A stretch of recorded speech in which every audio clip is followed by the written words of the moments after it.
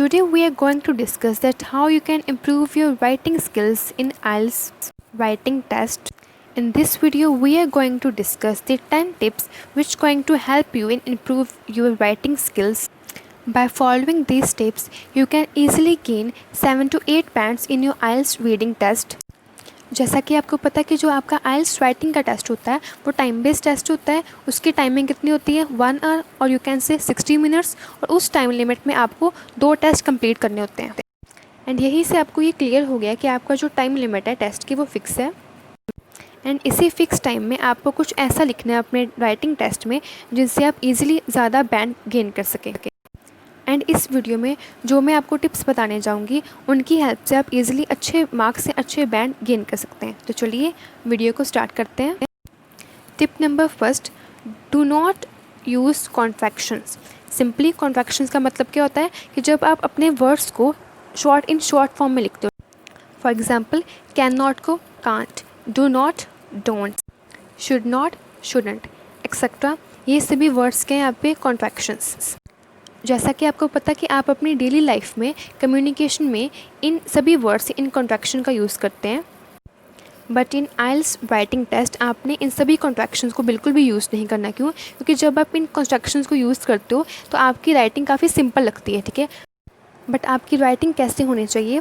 Formal और stronger, ठीक है। कि आपने अपने राइटिंग में कुछ ऐसे वर्ड्स, कुछ ऐसे सेंटेंसेस को यूज़ करना है जिनसे आपकी राइटिंग काफ़ी फॉर्मल लगे, ना कि simple. Tip number second, keep it simple and accurate. इस टिप के लिए सबसे पहले आपको क्लियर होना चाहिए कि आपका जो आइल्स राइटिंग का टेस्ट होता है वो इस बात पे बेस्ड नहीं होता कि आप कितने स्मार्ट हो और आपको एक पर्टिकुलर सब्जेक्ट की कितनी नॉलेज है। वो सिंपल इस बात पे बेस होता है कि आप टेस्ट में एक पर्टिकुलर आइडिया को कैसे प्रेजेंट करते हो। इसीलिए आपने अपनी राइटिंग को क्या करना है? सिंपल एंड एक्यूरेट, ठीक है। आपने जितना लिखा है आपने बस वो देखना है कि आपने जो भी चीज़ लिखी है, ठीक है, टेस्ट में वो आपने सही लिखा हो, जैसे कि उसमें कोई ग्रामेटिकल मिस्टेक ना हो, कोई स्पेलिंग मिस्टेक ना हो, ठीक है। आपने अपनी राइटिंग को या आपने अपनी आइडिया को कभी भी कॉम्प्लेक्स नहीं करना। क्यों? क्योंकि जब आप उस पर्टिकुलर चीज़ को कॉम्प्लेक्स करते हो, ठीक है, तो एक तो आपके पास पहले टाइम लिमिट कम है, ठीक है, तो आप कॉम्प्लेक्स लिखने के चक्कर में अपना टाइम है उसे वेस्ट कर देते हो, ठीक है। Like you can support your arguments with an evidence, like for example explanation, then conclude your paragraph by linking this support to your ideas rather than making it complex. Tip number 3, focus on your language not length. इस tip के according आपने simply maximum words लिखने की जगह कौन से words लिखने? Meaningful, ठीक है। आपने वो वाले वर्ड्स लिखने हैं या वो कैब यूज़ करने हैं जिनकी हेल्प से आपके वर्ड्स का मीनिंग इंक्रीज़ हो, ना कि length. Tip number 4, reduce your word count. Reduce your word count का मतलब क्या होता है कि आपने अपनी राइटिंग में कुछ ऐसे वर्ड्स यूज़ करने हैं जिनका मीनिंग सेम हो बट उनकी जो लेंथ है वो कम हो। फॉर एग्ज़ाम्पल, जैसे कि हम अपनी राइटिंग में इन कॉमन की जगह क्या लिख सकते हैं? ऑल्सो, इन माई ओपिनियन की जगह according to me, in my view की जगह टू मी, सच एज को in other words, for example को फॉर इंस्टेंट, इमेजिन को I feel, and so on. ऐसे आप कई वर्ड्स को यूज़ कर सकते हैं जिनसे आपका मीनिंग बिल्कुल सेम रहे बट आपके जो नंबर ऑफ़ वर्ड्स हैं, जो आपकी काउंटिंग है वर्ड्स की, वो कम हो जाए ताकि आप और एक्स्ट्रा लिख सकें। Tip number 5, stop saying very. ये जो वर्ड है वेरी, VERY, इसे आप अपनी डेली लाइफ में a number of times use करते हैं but while in the writing आपने इसको बिल्कुल भी यूज़ नहीं करना। आप इसकी जगह कोई दूसरा वर्ड यूज़ कर सकते हैं। For example, a very important decision, second, a very big house, third, a very clear solution.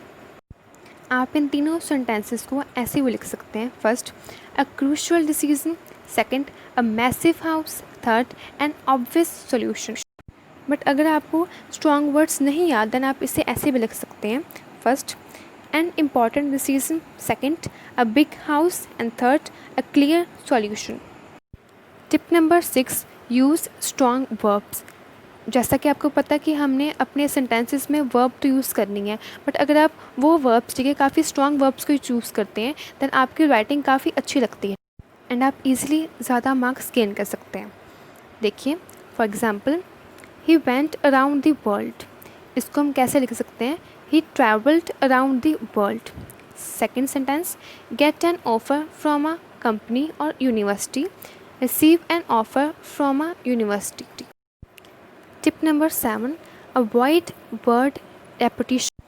आपने अपनी राइटिंग में कभी भी अपने वर्ड्स को काफ़ी टाइम रिपीट नहीं करना, क्योंकि जब आप एक वर्ड को काफ़ी टाइम रिपीट करते हो तो जब जिस बंदे ने आपका जो टेस्ट है वो चेक करना होता है, वो वैसे देख के उसको पता लग जाता है कि इसको नॉलेज नहीं है, ठीक है, इसको न्यू वर्ड्स का बिल्कुल भी पता नहीं है, तो ये सिंपल वर्ड्स इंक्रीज़ कर रहा है, ठीक है, वर्ड्स को बार बार यूज़ करें ताकि इसकी लेंथ इंक्रीज़ हो। तो आपने कभी भी अपने टेस्ट में एक वर्ड को काफ़ी टाइम रिपीट नहीं करना।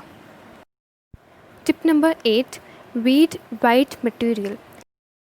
जैसा कि हमने अभी डिस्कस किया कि आपको अपनी राइटिंग में क्या चाहिए, अच्छी ग्रामर, ठीक है, अच्छे स्ट्रॉन्ग वर्ब्स, तो उनकी प्रैक्टिस आप कहाँ से कर सकते हो, by reading right material.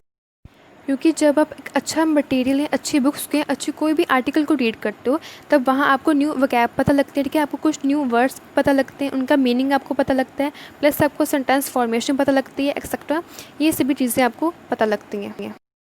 Tip number 9, do not start the sentences with their is, it is.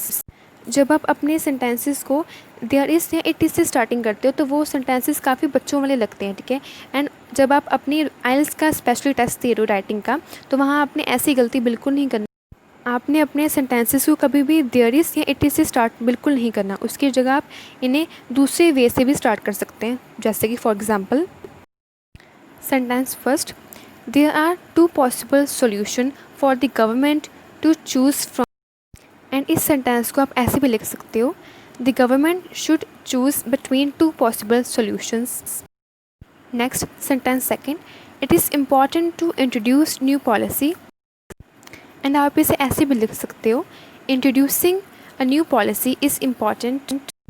Tip number 10, proofread or you can say check your own work.